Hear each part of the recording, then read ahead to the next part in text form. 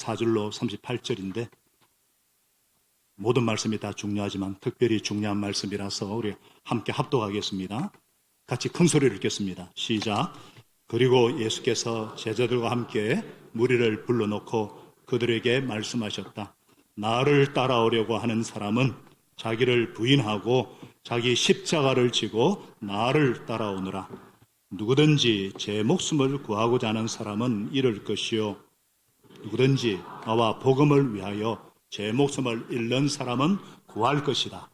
사람이 온 세상을 얻고도 제 목숨을 잃으면 무슨 이득이 있겠느냐? 사람이 제 목숨을 되찾는 대가로 무엇을 내놓겠느냐? 음란하고 죄가 많은 이 세대에서 누구든지 나와 내 말을 부끄럽게 여기면 인자도 자기 아버지의 영광에 쌓여 거룩한 천사들을 거느리고 올 때에 그들을 부끄럽게 여길 것이다. 아멘. 마이크 잘 들리시죠? 네. 오늘 제자의 길, 제자도라는 제목으로 말씀을 나누겠습니다. 오늘 말씀이 너무 중요하고 무거운 말씀이기 때문에 먼저 이 말씀에 근거해서 좀 위로를 좀 드리고자 제가 코로나 전에도 봤고 다시 보니까 너무나 위로가 되어서 1분 20초짜리 영상이니까 집중해서 한번 보겠습니다. 불을 좀 꺼주시고요. 영상팀 준비되셨으면 순간적으로 넘어가기 때문에 잘 보셔야 됩니다. 제 설명도 들으셔야 되고 로마 제국이 통치할 그 세상에서 어떻게 복음이 이기고 이기는지 그 역사를 지난 2000년의 역사를 한번 돌아보겠습니다. 보여주시죠. 로마 제국이 통치할 때 복음이 시작됩니다. 카타콤의 200년의 고난을 거쳐서 313년에 드디어 로마 제국을 복음으로 정복합니다. 그러나 잠시 후에 그린 색깔로 이슬람이 공격해 들어옵니다.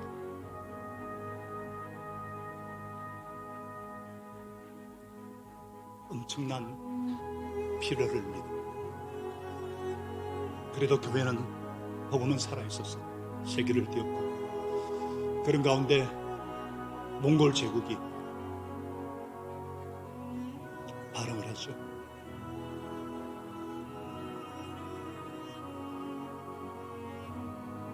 몽골이 얼마나 세면 서유럽까지 정복을 합니다. 징기스칸. 그러다가 질적이 새로워지는 종교개혁이 일어납니다. 드디어 복음이 선교의 시대를 맞아서 17, 18세기 선교의 시대를 맞아서 남미와 저 미주까지 복음이 펴지게 됩니다. 그러나 또 공산주의가 공격해 옵니다. 대한민국을 보십시오. 저기 2016년까지 역사인데 그 이후에 베를린 장벽이 무너지고 공산주의가 무너지고 지금은 더 놀랍게 남미와 아프리카와 아시아의 강력한 성령 행전의 역사가 일어납니다. 여러분들이 한국에 있어서 잘 모르겠지만 인도나 인도네시아, 브라질 강력한 역사가 일어나고 있습니다. 예수님은 그리스도십니다. 예수님은 만왕의 왕이십니다. 예수님은 역사의 주관자십니다. 이렇게 되기까지는 그를 따르는 자들이 예수 제자다운 삶, 정인의 삶, 순교적인 삶을 살았기 때문입니다. 예수님은 완전한 그리스도십니다. 완전한 예언자시고 완전한 왕이시고 완전한 제사장이십니다.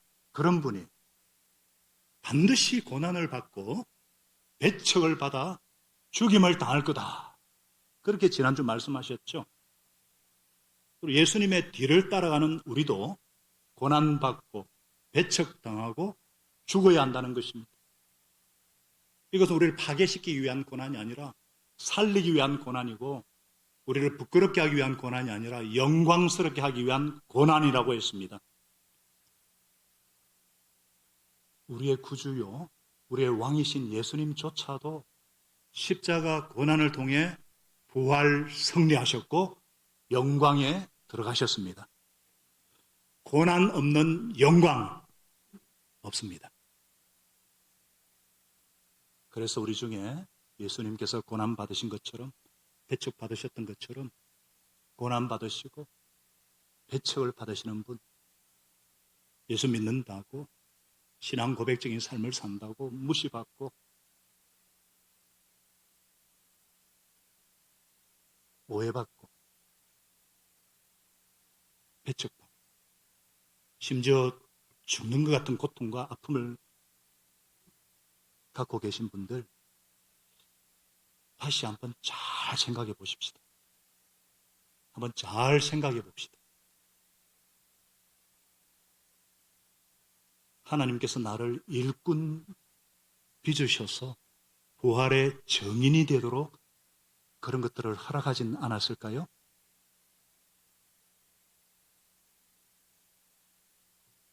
역사가 그것을 증명하고 있잖아요. 영상 보셨잖아요. 그렇다면 저와 여러분이 어떻게 하면 예수 제자답게 살 수 있을까? 참된 제자의 길, 제자도는 무엇이겠습니까?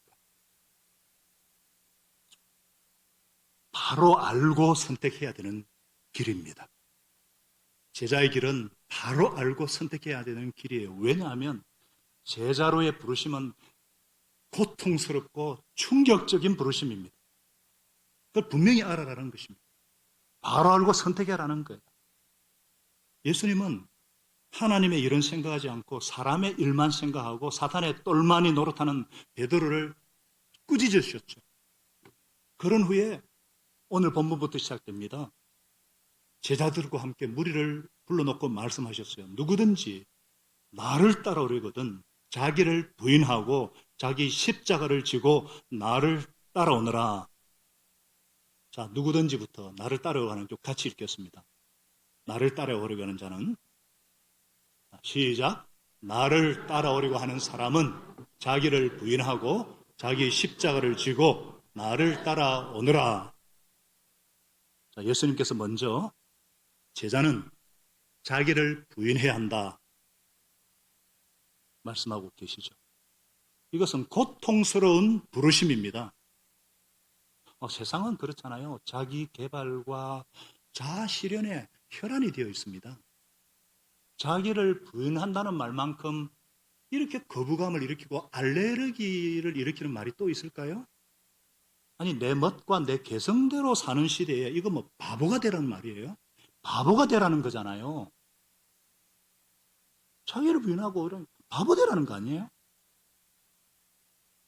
과연 그렇습니까? 여기서 말하는 자기란, 예수님이 말씀하시는 자기란 뭐냐? 범죄 후에 타락한 부패한 인간의 그 본성, 인간의 죄성을 말합니다. 신앙 고백으로 거듭났다 할지라도 죄성은 그대로 남아 있습니다. 우리가 신앙생활 한다지만 수시로 내가 잘되고 내가 성공하고 내가 명예롭게 되고자 하는 이 자기 중심적인 욕망, 우리 자아는요 언제나 나의 나를, 그러면서 자기를 주장합니다. 베드로를 비롯한 이 제자들이 예수님을 쫓았던 이유가 뭐예요? 자기 부인이 아니라 자기 영광, 자기 과시였습니다. 그들은 항상 누가 더 크냐, 누가 예수님의 영광의 자리 옆에 앉느냐, 이것으로 싸웠어요. 사람은 누구나 자기 존재감을 드러내고 싶어 합니다. 왜 많은 사람이 예수 믿고 하나님의 자녀로서의 그 거룩하고 능력 있게 살고 승리하는 삶을 살기 원하지만 왜 실패합니까? 원하는데 왜 그렇게 못해요? 자기 부인하지 못하기 때문에. 내 감정과 내 욕심과 내 고집과 내 자존심을 이기지 못해서 실패합니다. 자아를 포기하는 일은 너무나 어려운 일이에요.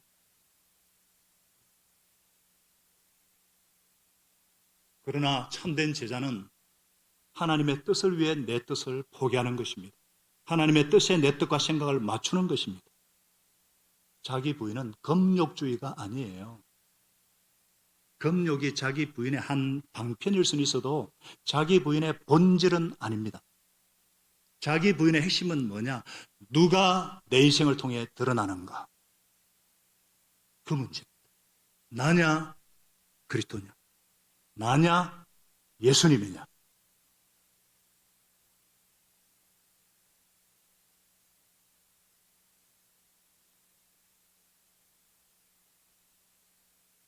또한 참된 제자는 자기 십자가를 지고 예수님을 따르는 것임을 말씀하고 있죠.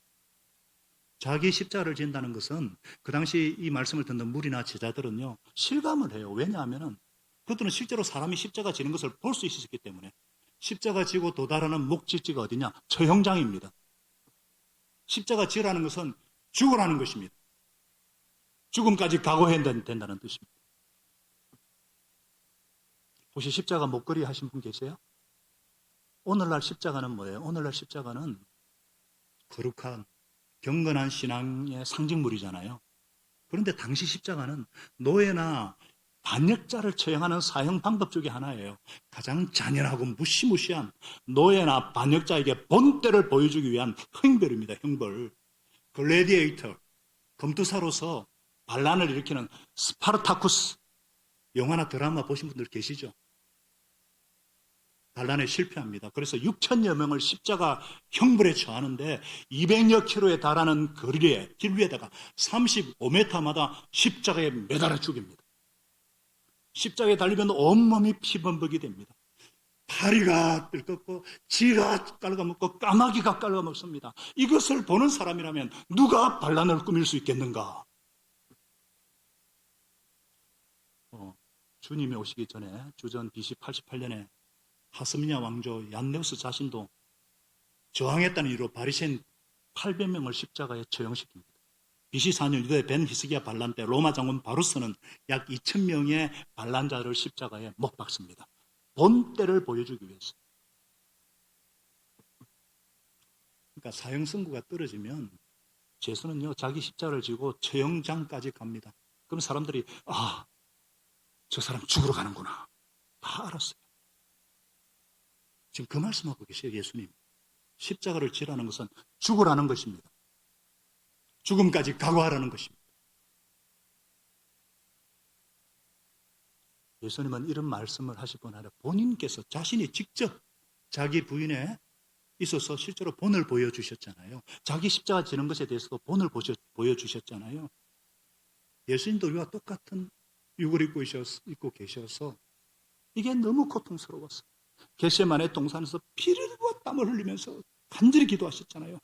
아버지, 아버지께서는 모든 일을 하실 수 있으시니 내게서 이 십자가 잔을 거두어 주십시오. 그러나 이걸 3번이나 반복해서 성경은 기록하고 있어요. 완전 쓰거든요. 계속 이 잔을 거두어 가십시오. 제발 이 잔을. 그러나 내 뜻대로 하지 마시고 아버지의 뜻대로 하여 주십시오. 예수님은 할 수만 있으면 십자가를 회피하고 싶으셨어요.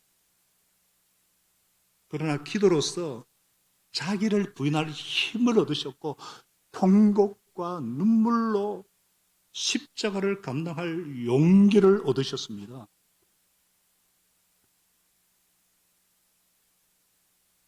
그러므로 자기 부인은 사람의 힘과 의지만으로 불가능합니다.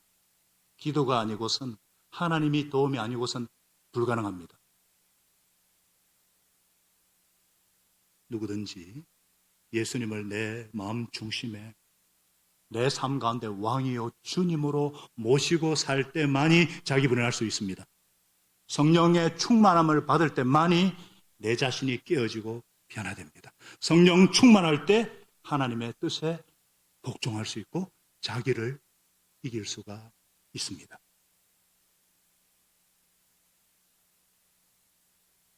십자가는 주와 복음 때문에 당하는 수치와 고통과 희생을 가리키죠. 내가 잘못해서 당하는 고통은 자기 십자가가 아니에요. 예수님 때문에 욕먹고 예수님 때문에 오해받고 예수님 때문에 고통 겪는 것을 기꺼이 감사할 수 있는 사람이 참된 제자입니다. 제가 읽은 책 중에 카일 아이들맨의 책에 Not a Fan이라는 책이 있어요. Not a Fan. 한국말로는 팬인가 제자인가. 그는 여기에서 헌신된 예수 제자는 어떤 사람인가 얘기하고 있는데, 팬은 와서 하나하나 사람들이죠. 예수님이 일종의 스타 연예인인 셈입니다. 그러나 자기를 따르는 연예인이 더 이상 상품 가치가 없으면 떠나듯이 팬은 사라져버리는 사람이에요. 반면 제자란 주님께 와서 죽기까지 섬기는 사람, 자기를 부인하고 예수를 위해 온전히 죽는 사람, 그 사람이 제자다 그랬어요. 초대 성도들은요, 예수님을 따르기 위해서 생계터전을 하루아침에 읽기도 하고요, 사자밥이 되기도 하고요, 언제 죽을지 모르는 지하 카타콤에서, 그리고 예수님의 제자인 11사도들 전부 순교당했고, 요한도 긴 순교를 당했고. 근데 오늘날은 십자가 그러면 십자가 자꾸 회피하려고 그래요. 믿고 은혜 받는 거는 좋아하는데 십자가는 회피합니다. 지고 싶지 않은 게 본성이에요. 그럼 예수 제자 아닙니다. 팬입니다. 팬. 그냥 팬이에요. 그냥 무리신앙이에요. 생명이 없는 신앙생활, 내용이 없는 껍데기 신앙생활. 제자 아닙니다. 예수님은 분명히 말씀하십니다. 너희가 내 제자가 되려면 자기를 부인하고 자기 십자가를 지고 나를 따라야 한다. 뭐 여러 말 할 필요 없죠. 뭐예요? 죽어야 한다 그거예요. 죽어라. 우리가 이런 말 들으면은 아이 이럴 줄 알았으면 제자로 안 사는 건데 아이 이제 와서는 진짜 빼도 박도 못하구나. 아이 진짜 죽었구나. 괜히 그러고 싶으시죠?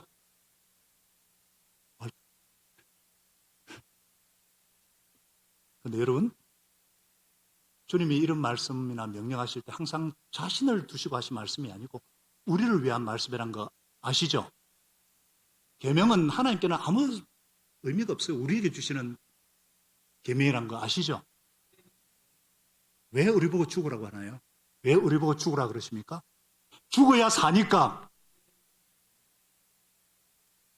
죽어야 사니까. 십자가를 통해서만 부활하니까. 십자가를 통해서만 부활이 이러니까 그거 알아야 된다는 거예요. 그래서 35절에 말씀하잖아요. 같이 한번 읽어볼까요? 35절에. 제 얘기 아닙니다. 예수 말씀입니다. 시작. 누구든지 제 목숨을 구하고자 하는 사람은 잃을 것이요 누구든지 나와 복음을 위하여 제 목숨을 잃는 사람은 구할 것이다. 이게 무슨 말이에요? 살려고 하면 죽는다. 그러나 죽고자 하면 산다. 그 말 아니에요? 역설적인 진리를 말씀하고 계시잖아요. 여기 말하는 목숨은 우리가 말하는 이 자연적인 육체적인 생명인데 우리 삶, 우리는 삶의 어떤 가치와 보람과 행복과 편안함과 부유함을 추구하잖아요. 근데 이 삶을 얻고자 구하고자 막 권력이나 쾌락을 추구하고 잃는다는 거예요. 오히려 잃는다는 거예요. 오히려 허무와 절망과 두려움의 열매만 맺다가 영원한 지옥 심판에 떨어지고 만다는 거예요. 지금 여기서 예수님은 순교를 염두에 두고 하시는 말씀입니다. 말씀드렸지만은 11사도 다 순교에 당했고 요한도 어머니 마리아 때문에 복령하신다고 긴 순교를 당했었고 바울도 순교의 십자가를 졌어요. 주와 복음 때문에.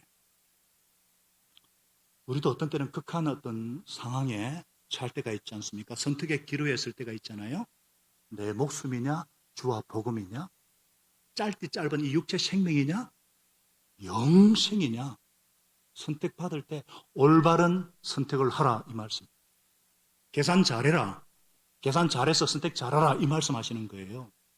그래서 36절에 또 말씀하잖아요. 사람이 온 세상을 얻고도 제 목숨을 잃으면 무슨 이득이 있겠느냐. 사람이 제 목숨을 되찾는 대가로 무엇을 내놓겠느냐? 무슨 말입니까? 대차, 대조표 따지듯이 올바른 선택하라. 그 말씀이잖아요. 아니에요? 그 말씀 맞죠? 사실 이런 선택은 우리가 살면서 늘상 하지 않습니까? 늘 하지 않아요? 예를 들어서 아직 그래도 우리나라가 지금은 이제 직업의 기천이 없으면 그러나 우리나라는 아직까지 대학교 간판이 이렇게 평생 따라다닙니다. 그래서 유치부 때부터 대입을 목표로 공부하지 않습니까? 자, 수능이 또 얼마 안 남았는데 수능을 앞둔 고3들에게 그냥 1년 딱 죽었다 생각해라.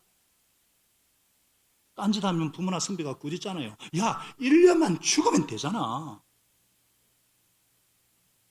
그 다음에 오는 것이 얼마나 중요한지 알기 때문에 1년만 죽으면 되잖아요. 올바른 선택하라 그 말이에요. 진짜 죽은 자는 승리의 기쁨을 맛보게 되죠. 이 세상 80년, 90년 잠시 삽니다. 잠시입니다. 어제도 영상에 보셨지만은 어제 저녁에 그 비가 많이 오는데 우리 의상기 집사님 안에 우리 이순애 성도님 또 기도해드리고 저희 그 수고하시는 우리 권사님들 사역자들 집사님이 텃밭을 가꾸니까 초대를 하셨어요. 그 맛있는 그 생고기 지금도 막 얼마나 맛있었던지 그거를 사가지고 본인이 내 생애 세 번째 영광을 오늘 누리고 있습니다 그래요. 첫째 영광은 태어날 때고 두 번째 영광은 결혼할 때고 세 번째 영광은 주님 일에 수고하는 권사님들과 목사님을 섬기는 것이 세 번째 영광입니다. 그러시는 거예요. 8순이 넘으신 분이 그러면서 목사님 인생은 순간입니다 이래요. 여러분 이 세상 80년 90년 잠시 삽니다. 잠시예요. 그 다음 영생이 있는데 구차하게 몇십 년 더 사는 거 이거하고 영생을 사는 거 비교할 때 어느 것이 더 중요하냐? 올바른 선택하라 이 말이에요. 세상이냐 목숨이냐 둘 중 하나 선택해야 될 때 예수님이 말씀하는 이 목숨 이 영생은요 어떤 것보다 값지고 어떤 것보다 고귀하고 어떤 것보다 중요하기 때문에 머리가 있는 사람이라면 아무리 대차 대조표를 따져도 영생을 포기하지 말라는 거예요. 왜 그런가? 왜 그럴 수 있어요? 죽어야 사니까. 죽어야 부활하니까. 그래서 먼저 옛자, 제약된 본성이 먼저 죽어야 합니다. 목사님, 난 죽어요. 아니, 나는 도저히 술 없이, 담배 없이, 컴퓨터 게임 없이는, 넷플릭스 없이는 못 살아요. 못 살아.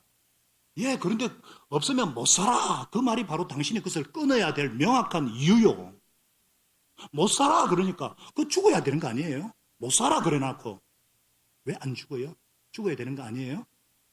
술에 대해서 죽어야 되고, 담배에 대해서 죽어야 되고, 몹쓸 습관에 대해서 죽어야죠. 이해가 되시면 아멘. 알면서 왜 우리가 못 죽어요?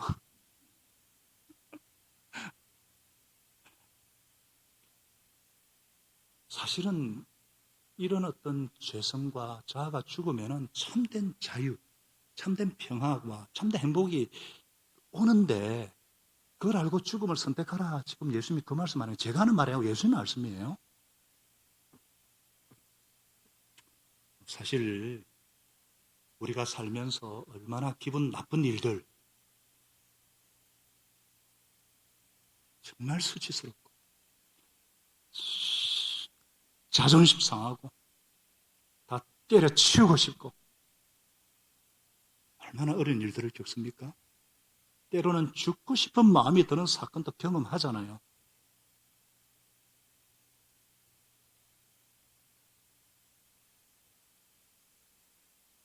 주님의 일을 숨기다가도 겪는 오해, 갈등, 자녀 양육에서 생기는 갈등과 고통, 돈 때문에 겪는 그 어려움과 그 유혹, 우울함과 사회에 대한 분노가 우리를 채울 때 어떻게 우리가 자신을 죽이고 어떻게 주님의 뜻을 따라 갈 것인가?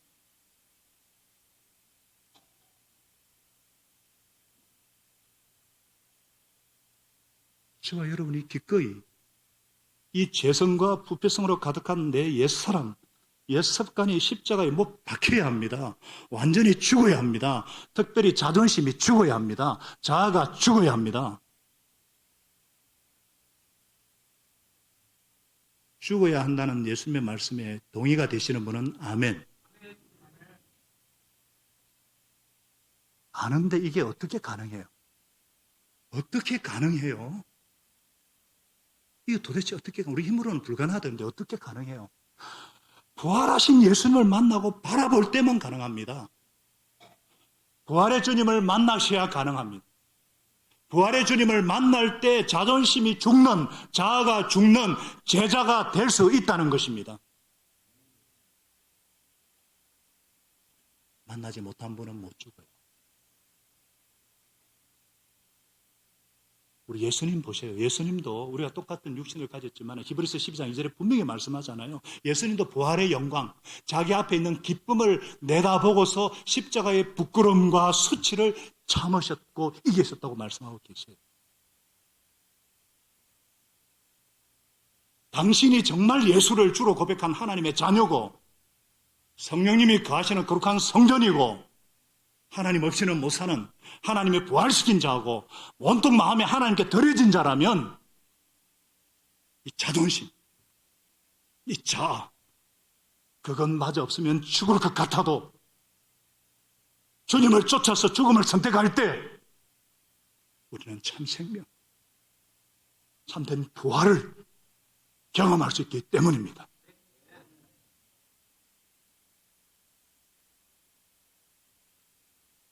저는 대학교 3학년 때 부활하신 예수님을 인격적으로 만났습니다.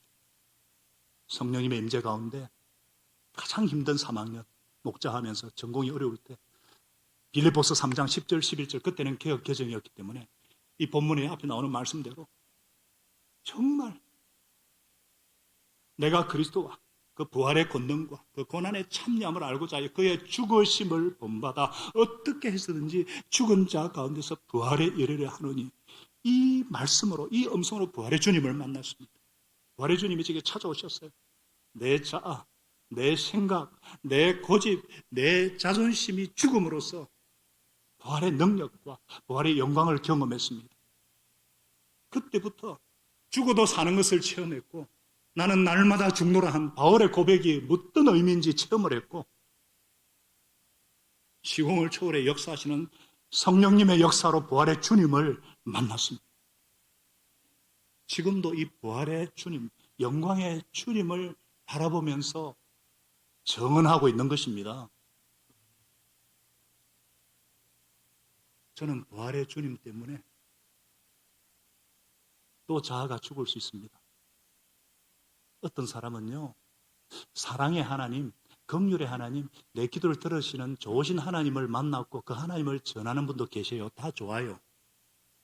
그런데 바울일 수 있었던 비결은 부활의 주님을 만났기 때문이고 부활의 주님의 음성을 들었기 때문이고 그는 어디를 가나 부활하신 예수님을 전했습니다. 그래서 담대하게 거리낌없이 하나님께 대한 회개와 주 예수께 대한 믿음을 거리낌없이 다 전했습니다. 그렇기 때문에 그는 이 죄수의 몸으로 결박당한 채로서 베스도 총독 앞에서 아그리파 왕 앞에서도 이 결박당한 것 외에는 왕이여 당신도 나처럼 되기를 원하나이다. 담대하게 부활의 주님을 전했어요. 부활의 주님을 선포했습니다.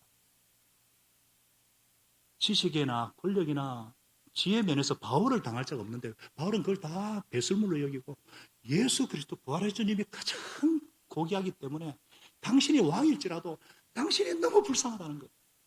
이거 좀 불편한 거 이거 외에는 나처럼 되기 원한다.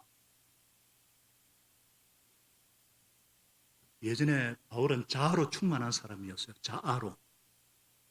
그런 자가 예수로 충만했고 성령으로 충만했고 부활의 주님으로 충만했기 때문에 자신을 순교의 제물로까지 드릴 수가 있었던 것입니다.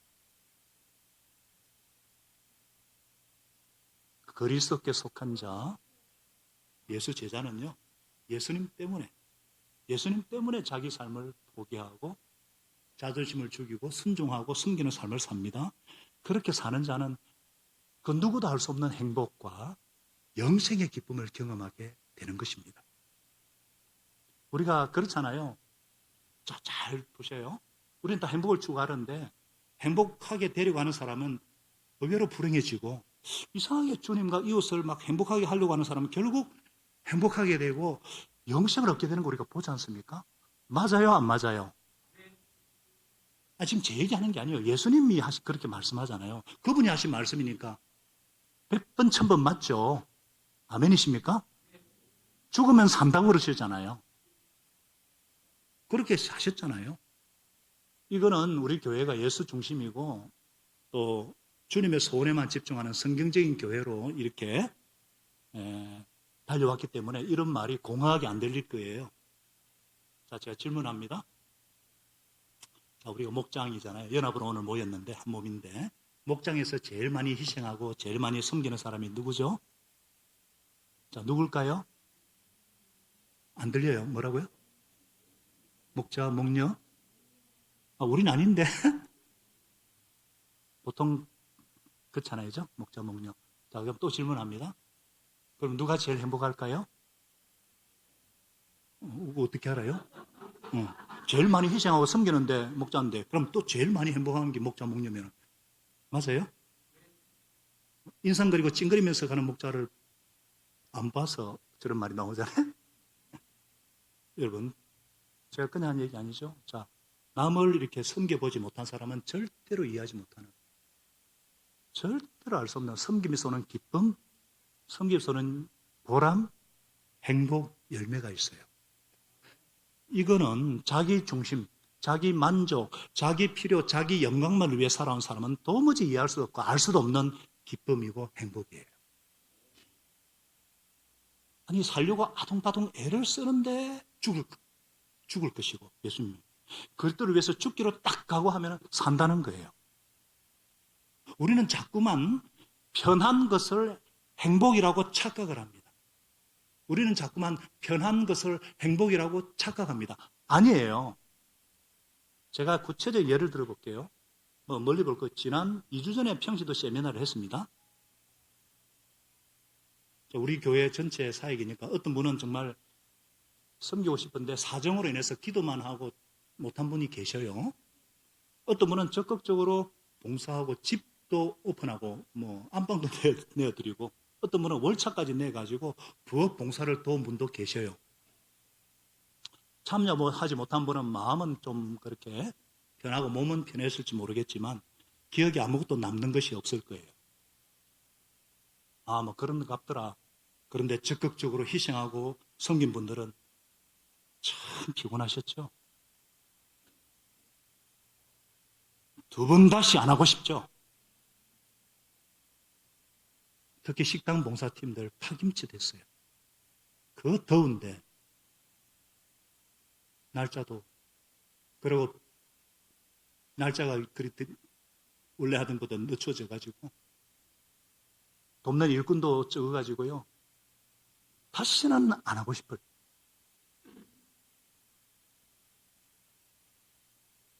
근데 제가 진짜 식당을 성교분에게 여쭤봤거든요. 그런데 재미는 있었죠. 그러니까 재밌었대. 보람도 있고 기쁨도 있고 뭔가 모를 그런 은혜가 있죠 하니까 맞대. 그거는 섬기지 못한 사람은 절대로 알 수 없는, 이해할 수도 없고 표현할 수도 없는 기쁨이고 행복이에요. 죽으면 삽니다. 이거 선교사 돕는 것도 마찬가지예요. 우리 교회가 규모가 적은데 선교사가 많잖아요. 얼마나 많은 기도 제목이 돌아가면서 아픈 성도들, 경제적으로, 정신적으로 어려운 성도들 기도할 것이 계속 쌓여요.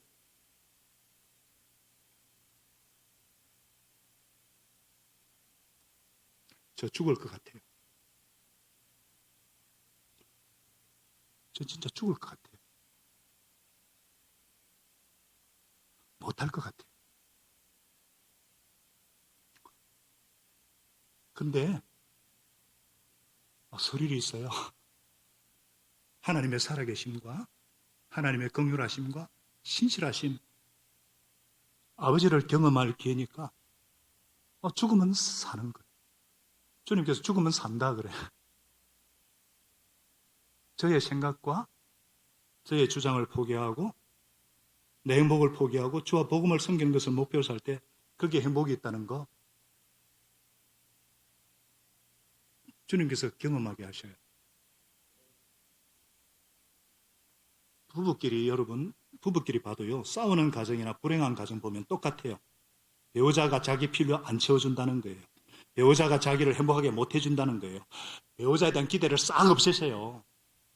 죽으세요, 그냥. 진순 사모님, 여보, 나도 죽을게요.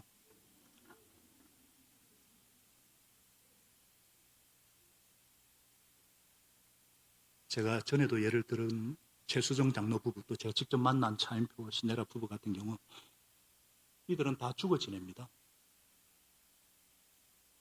최 장로는 아이고 저는 아내가 눈만 치게 떠들도 그냥 꼼짝 못해요. 근데 또 아내는요, 남편 앞에서 저는 숨도 못 쉬어요.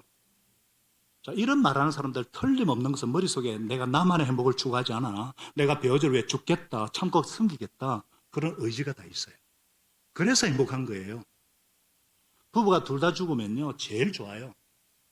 한 명이라도 죽으면 적어도 그 사람은 행복하고 그 사람 때문에 집이 좀 덜 시끄럽습니다. 죽으면 삽니다. 죽으시기 바랍니다. 35절에 분명히 예수님 말씀하세요. 누구든지 나와 복음을 위해서 제 목숨을 잃는 사람은 구할 것이 이건 진리예요. 왜냐? 우리는 본래 로마서에 있듯이 8장 29절에 하나님의 아들 예수님의 형상을 본받기 위해 부름받았어요. 여러분 잘 보셔요. 예수님의 형상을 본받기 위해서라면 예수님의 전 삶을 말하는 거예요. 예수님이 그래 우리 큰 형님이신데 십자가 죽고 부활의 영광에 이르고 이런 것까지도 다 본받아라는 그 말입니다. 그렇기 위해서 부름받았다는 거예요. 그래서 우리는 날마다 예수 그리스도의 죽음과 부활의 영광을 묵상하고 그 주님의 말씀을 선택하고 그 진리를 선택해야 됩니다. 그래야 내 가족이, 내 자녀들이 복된 삶을 누리게 될 것입니다. 그래야 목장에서 일터에서 풍성한 삶을 살게 될 것이고 기꺼이 자기를 부인하고 십자를 진다면 생명의 열매가 맺히게 될 것입니다. 이거를 뒤늦게 체험한 베드로가 이렇게 선언하잖아요. 베드로서 4장 13절에 그만큼 여러분은 그리스도의 고난에 동참하는 것을 뭐라 그랬어요? 기뻐하십시오 그랬습니다. 자, 큰 소리로 읽어보겠습니다. 시작. 그만큼 여러분은 그리스도의 고난에 동참한 것이니 기뻐하십시오. 그러면 그의 영광이 나타날 때에 여러분은 또한 기뻐 뛰며 즐거워하게 될 것입니다. 나중에 베드로가 거꾸로 순교당하잖아요. 처음에 이거 몰랐기 때문에 인간적인 생각만 하고 사탄의 하수인 노릇했지만은 베드로가 그걸 알고 난 뒤에 부활하신 주님을 만나고 난 뒤에 이 한 번밖에 없는 목숨 이제 주와 복음을 위해서 잃고 희생하고 헌신할 때에 근심하는 자 같으나 항상 기뻐하고 가난한 자 같으나 많은 사람을 부유하게 하고 아무것도 없는 자 같으나 바보 같지만 모든 것을 가진 자가 되는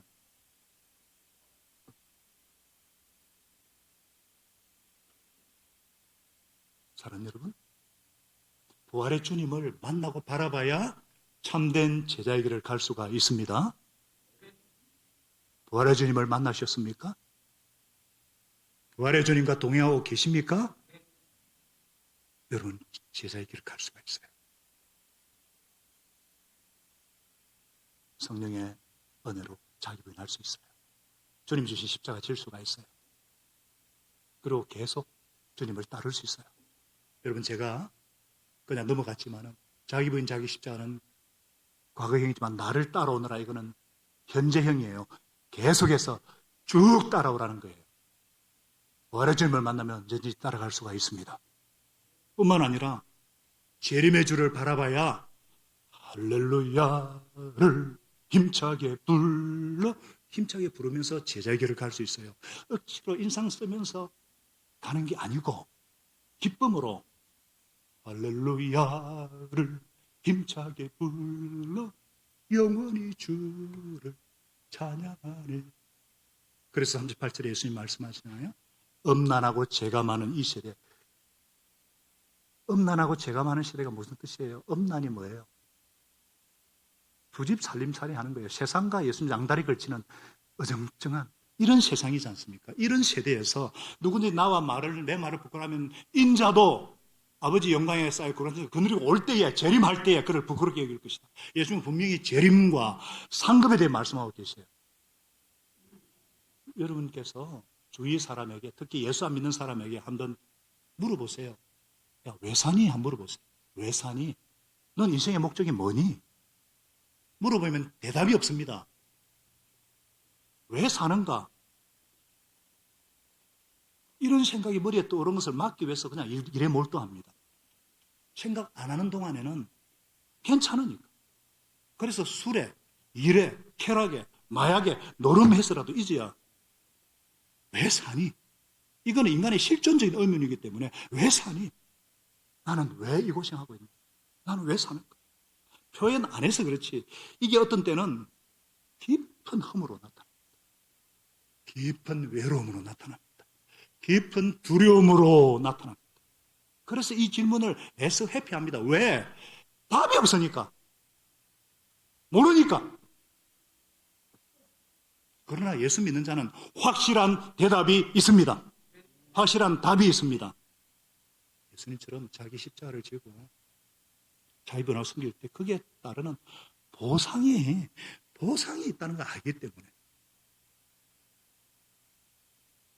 성경은 곳곳에서 예수님의 부활, 재림에 대해서, 상에 대해서 그 행실대로 각 사람에게 갚아주실 것이다. 제가 두 가지만 말씀드릴게요. 고린도서 5장 10절 잘 아시는 말씀이에요.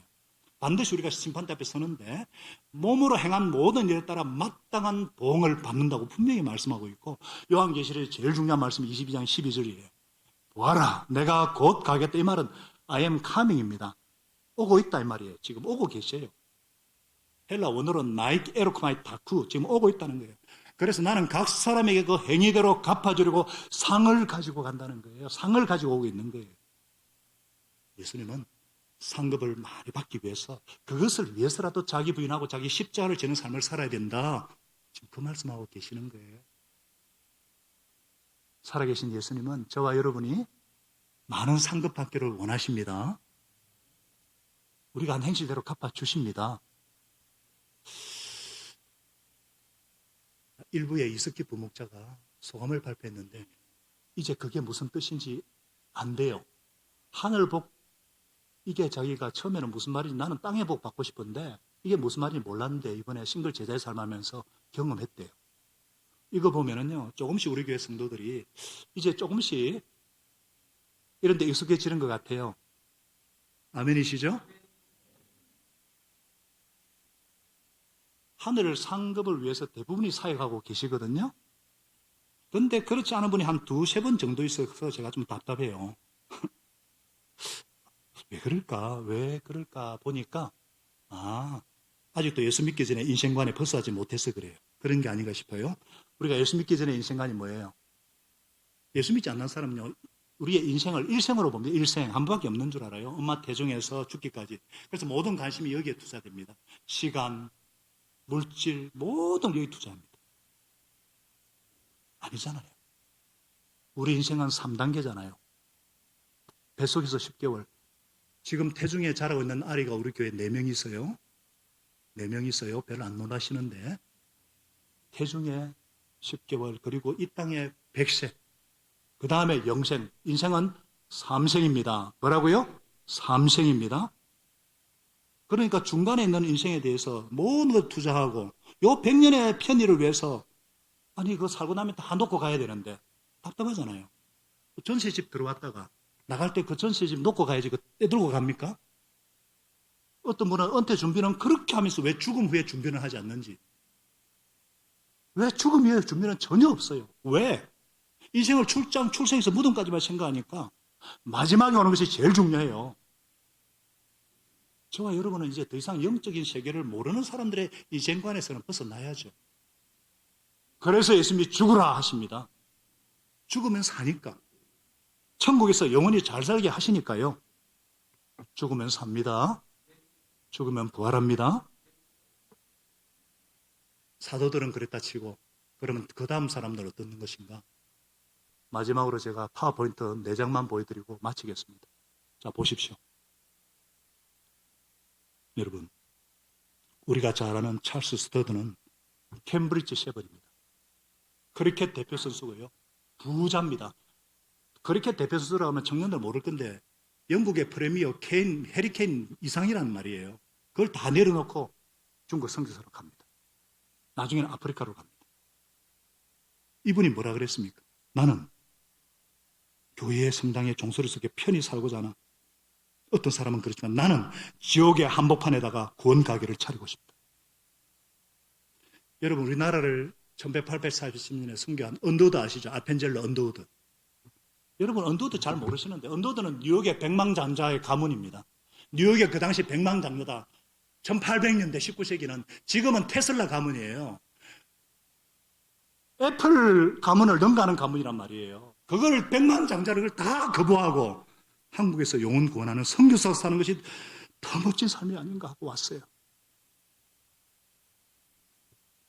토마스 대동강 강변에서 순교한 토마스 선교사는요, 뭐라고 기도한 줄 아십니까? 이분 때문에 평양 대부흥이 일어난 거 아시죠? 평안하게만 넣으시고 주의 사역에 유익하게만 하면 피를 흘려 순교한다 할지라도 마지 않게 하십니다. 찰스 스터드가요, 모든 것을 버리고 직업을 내려놓고 중국 가서도 중국에서 재산을 다 잃고 병이 걸렸어요. 의사가 당신을 움직이면은 3개월도 못 산다. 절대 움직이지 말아 그랬는데 아프리카 식인종들이 복음을 못 듣고 죽어간다는 소리 듣고 바로 아프리카 가요. 의사가 제발! 그때 이제는 목숨을 걸겠습니다 하고 가요. 근데 15년을 더 복음 전하다가 순교합니다. 왜 선교를 시작? 찰스 스터드. 아일랜드에서는 3가지 순교라는 말이 있어요. 백색 순교가 있어요. 화이트 마티브. 가정과 직장과 일상의 삶 속에서 기독교적인 가치 실현을 위해서 희생적인 삶을 사는 행위. 그 다음에 녹색 순교가 있어요. 그린 마티브. 안전한 삶을 포기하고 선교자 같은 타문화권에서 희생적인 삶을 살아가는 행위. 레드 순교가 있습니다. 붉은 순교. 실제로 순교 당하는 삶. 긴 순교가 있습니다. 요한같이. 기도하겠습니다. 하나님 아버지,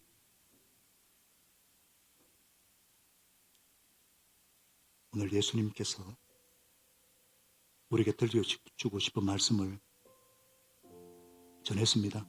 저는 요한같이 세례요한같이 사라지고 주님 말씀만이 남게 하여 주옵소서. 하나님 아버지, 우리에게 생명을 주시고 십자가 부활로 구원을 주시고 영생을 선물로 주셔서 감사합니다. 그것만 해도 평생 감사하고 영원히 감사한데 영광스러운 예수 제자로 불러주셔서 위대한 삶으로 불러주셔서 감사합니다. 부활의 주님, 영광의 주님을 만나게 하시고,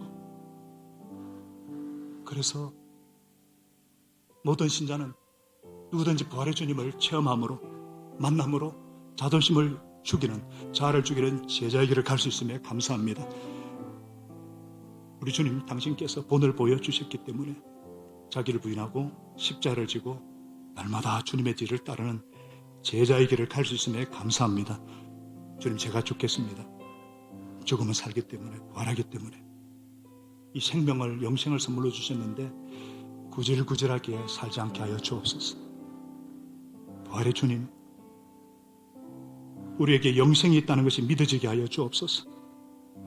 죽었을 때 사는 기적을 맛보게 하여 주시고, 죽기로 결심할 때 삶 가운데 승리와 영광의 모습이 나오게 하시고, 하나님 그래서 영광 받으시고 우리 주님 앞에 섰을 때 영광의 면류관을 다 받는 우리 저와 우리 성도들이 되게 하여 주시옵소서.